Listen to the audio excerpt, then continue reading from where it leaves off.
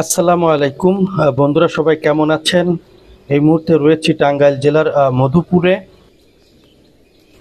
Viewers, দেখেন কি চমৎকার কালারফুল গরুগুলি, অসাধারণ।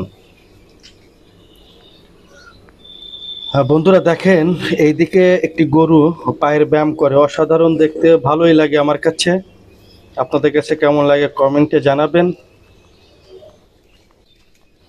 মনের আনন্দে রিল্যাক্সে বাছুর দুটি শুয়ে রয়েছে।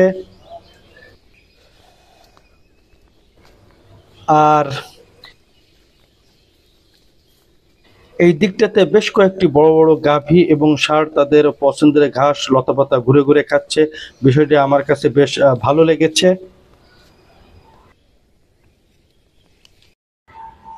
এখানে এসে আমার নতুন একটি অভিজ্ঞতা হয়েছে, আপনাদের সাথে একটু শেয়ার করি।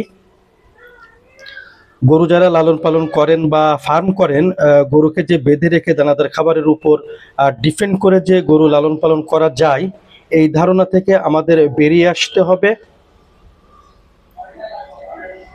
আমরা দানাদার খাবারের উপর ডিপেন্ড না করে গরুকে এইভাবে ছেড়ে দিয়ে লালন পালন করতে পারি, যদি আপনার এলাকায় এরকম সুবিধা থাকে। দেখেন একজন মালিকের কতগুলি গরু। সকাল হলে উনি গোয়াল থেকে গরুগুলিকে বের করে আনেন এবং সারাদিন ছেড়ে দিয়ে ঘাস লতাপাতা খাইয়ে থাকেন। আর সন্ধ্যা হলে গোয়ালে নিয়ে যান। আর যার ফলে ওনার তেমন একটা দানাদার খাবারের প্রয়োজন হয় না। যেহেতু দানাদার খাবার কম লাগে, সেহেতু উনার এই গরু লালন পালন করে বেশ লাভবান হয়ে থাকেন।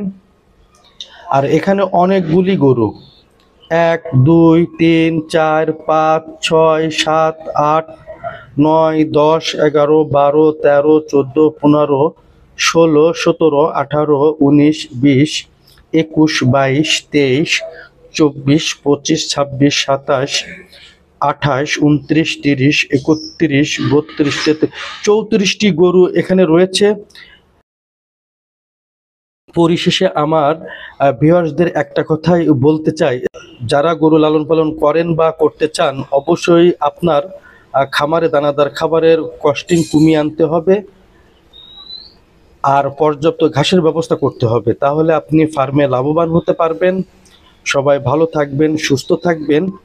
আর যদি ভিডিওটি ভালো লেগে থাকে তাহলে অবশ্যই লাইক, কমেন্ট, শেয়ার করে দিবেন। আর সর্দার অ্যাগ্রো ফার্ম ইউটিউব চ্যানেলটি সাবস্ক্রাইব করে রাখবেন। আমি কামরুল হাসান বিদায় নিচ্ছি। দেখা হবে আবার নতুন কোনো ভিডিওতে। আসসালামু আলাইকুম।